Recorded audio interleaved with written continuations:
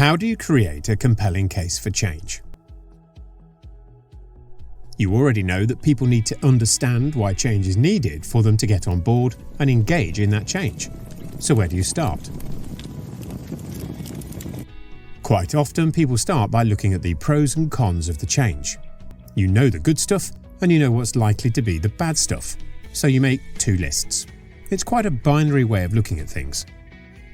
Sometimes you might be so invested in an idea that there is a danger you do a sales pitch, focusing on the benefits of the change, rather than really considering the pain attached to a particular course of action.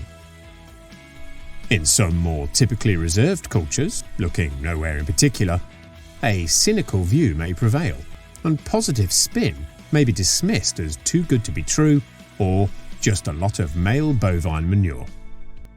That's when the pain-pleasure matrix comes in.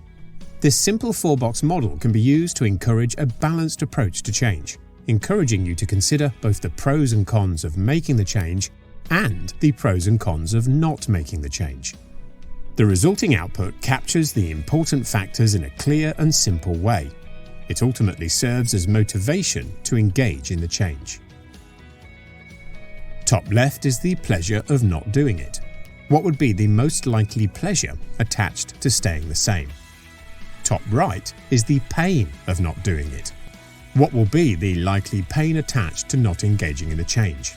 What are the current frustrations and challenges, and are they likely to get worse?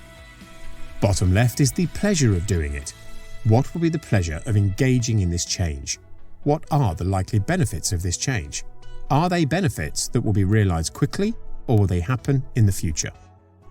And bottom right is the pain of doing it. What will be the biggest difficulties in engaging in the change? What extra investment will be required? Will the pain be short-term?